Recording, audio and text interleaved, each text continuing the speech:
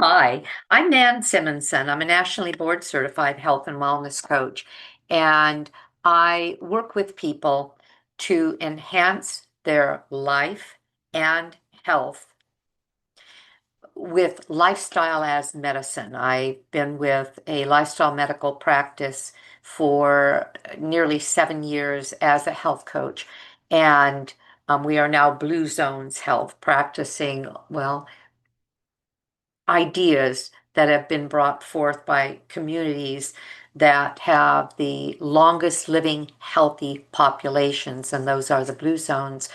Well, I got an idea and I put it into practice, and it has made a big difference in the way that I have moved forward in conversations and even emotionally in this last only week and a half since I've begun it. And so let me tell you what I'm talking about. I heard a conversation, an interview actually, of Rich Roll interviewing Dan Harris, an author who wrote 10% Happier. And he was talking about this book and his concepts and what we can do in our life to add equanimity, to add happiness.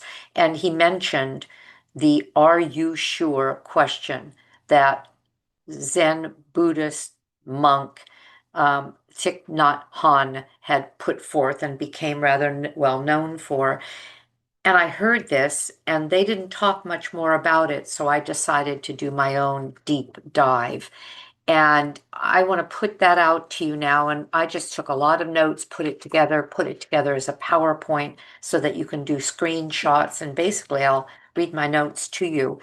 But I'm going to ask you to take your own notes. And when you hear a concept, why not jot down your own perception of that, maybe even your own example of how this could apply to you, as I have in conversations where I catch myself stopping, I'll call rumination, by simply asking myself, Nan, are you sure?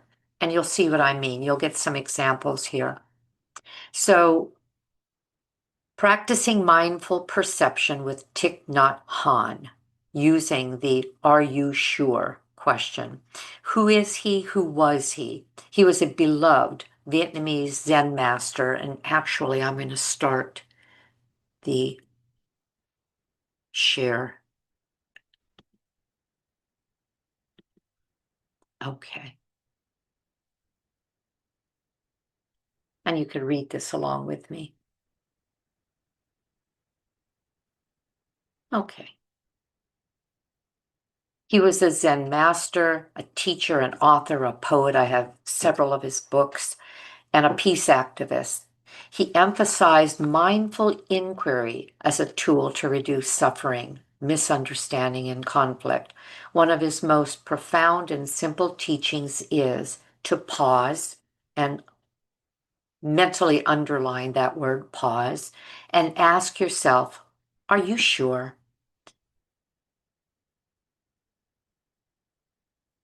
Thich Nhat Hanh often emphasized how mindful inquiry could be used as a tool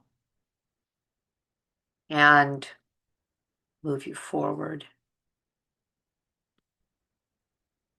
The core teachings include most of our, or the concept that most of our suffering comes from wrong perceptions. We assume intentions, judge situations, or we jump to conclusions. Asking yourself, are you sure, can bring peace and clarity by approaching each moment with openness and freeing us from rigid thinking, prioritizes connections over, or prioritizing connection over conflict. Ask, are you sure, or asking, are you sure, invites us to look more deeply, not assuming intentions, judge situations, or jump to conclusions. Dr. Martin Luther King recommended Thich Nhat Hanh for the Nobel Peace Prize for his works in compassion and "Are You Sure?" was part of what had such a positive effect on the populations with which he worked. So why ask, are you sure? It interrupts automatic thoughts, jumping to conclusions, assuming intentions, judging situations. It prevents reactivity in moments of anger, fear, or hurt. Are you sure? Encourages a mindful pause before reacting. It invites mindfulness and understanding. Thich Nhat Hanh called that watering the seeds of mindfulness instead of the seeds of anger. It transforms suffering into compassion, prioritizes connection over conflict. Are you sure? Facilitates inner calm, clarity, and deeper connection with others. He was known for his teachings on engaged Buddhism and mindful living, and these are examples of that. Here are some real life examples. Somebody says something that offends you. Before assuming malice, ask, am I sure I understand their intention? When overwhelmed with thought or with thoughts, am I sure this story in my head is true? Friend doesn't reply to a message, your assumption, she must be mad. Ask, am I sure? There could be other things going on in her life. Self-criticism, assumption I failed. Ask, are you sure this isn't growth? Spouse is quiet, assumption they're upset. Ask, are you sure that it's about you? Possibly they're overwhelmed or distracted. New triggers anger, or news triggers anger. There's a lot of that now. We are such a divided country that we tend to be triggered all the time. And yet, we can ask, am I sure I have the full context? Is there more to this story? If each of you who are watching this can think of situations where are you sure would have interrupted a negative flow, it might feel good to not only note that, but maybe even to comment and get that out there and make it clear that all of us have had and will continue to have these situations come up. But if we can train ourselves to ask that question, it can help us through and around many altercations that need never have happened. How to practice this? Well, internally, when I feel triggered, silently ask, am I sure this thought is true? Am I sure this is about me? With others, use curiosity, not blame. Say, I noticed something and I want to understand. Can I ask you about it? I might be misunderstanding. Can you help me see more clearly? In daily habits, a sticky note that we put somewhere or in multiple places reminding us to ask, are you sure? Use it as a mental bell of mindfulness when upset. Keep it visible and maybe even teach others to pause and use this as a tool. It will allow us to replace reaction with reflection. Thich Nhat Hanh taught us that much of our suffering comes not from reality, but from the perception of reality.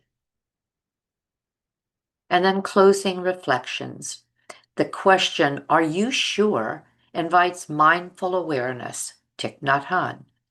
Small question, big transformation. Thich Nhat Hanh. Peace in the world begins with peace in ourselves. We need that now.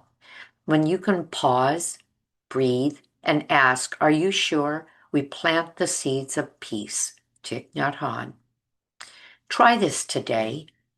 Notice when you're about to assume, judge, or react, and instead gently ask yourself, am I sure?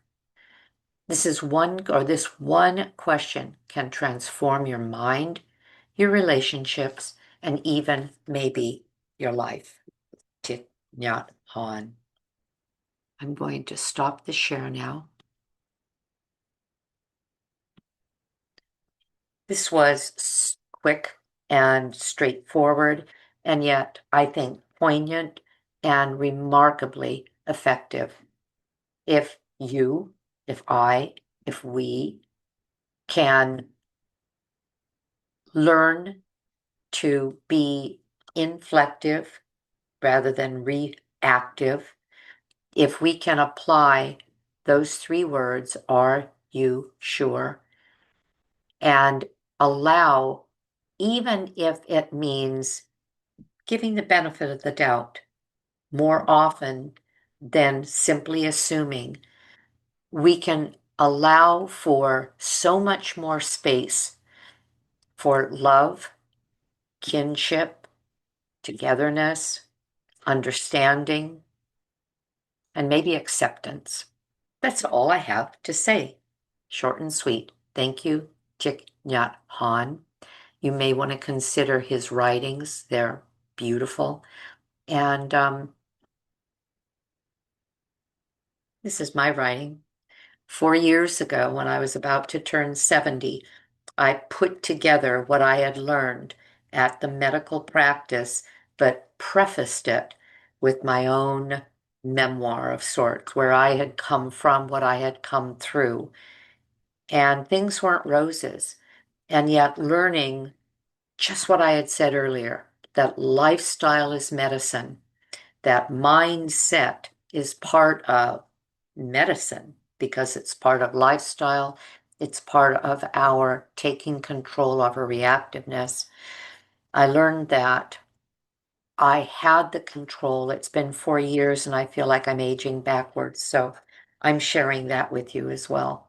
Have a great day. I know I'm going to, and I want to thank you for being here. You can give us a thumbs up, certainly subscribe to my channel, and help us spread the word that we can, all of us can, live far better and far longer than is projected now with the standard American lifestyle and diet by taking some control for ourselves.